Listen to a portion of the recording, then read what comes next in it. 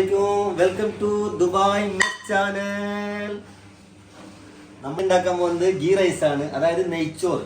പെട്ടെന്ന് ഈസി ആയിട്ട് നമുക്ക് എത്രയും പെട്ടെന്ന് ഉണ്ടാക്കാൻ പറ്റുന്ന ഒരു ഈസി ടൈപ്പിലാണ് ഞാൻ നിങ്ങൾക്ക് കാണിച്ചു തരുന്നത് കേട്ടോ. അതിലേക്ക് നെയ്യ് ഇട്ട് കൊടുക്കുക. ഞാൻ 6 kg ആണ് യൂസ് ആക്കുന്നത്. വെളിച്ചെണ്ണയും കൂടി വെച്ച് കൊടുക്കുക കേട്ടോ. ഇതാ വെളിച്ചെണ്ണ വെച്ചാൽ നല്ല ഫ്ലേവർ ആയിരിക്കും.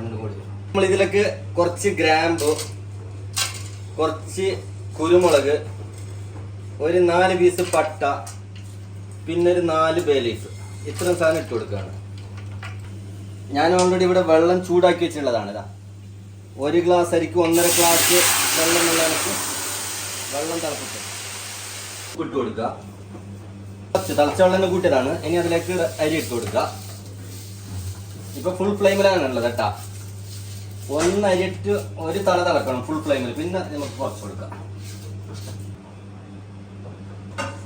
ഇപ്പൊ ഇതൊരു നല്ല തിളച്ചുകൊണ്ടിരിക്കുകയാണ്. അപ്പൊ എന്ത് ചെയ്യാം, നമുക്കൊന്ന് ഫ്ലെയിം കുറച്ച് കൊടുക്കാം.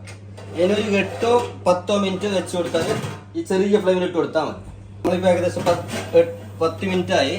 ഓരോ സംഭവം റെഡിയായി. നല്ല ഓരോ പീസ് ചോറായിട്ട് കിട്ടി. അതിന്റെ മേലെ ഏകദേശം 1 സ്പൂണ് നമ്മ നെയ്യ് വെച്ച് കൊടുത്താൽ കഴിഞ്ഞു. ഇനി ഇൻഷാല്ലാ നമുക്ക് ഒരു 1/2 മണിക്കൂർ ഫുഡ് സെർവ് ചെയ്യാം. അപ്പൊ ഇൻഷാല്ലാ ഇവിടത്തേക്ക് നമ്മളെ ചോറ് റെഡിയായി.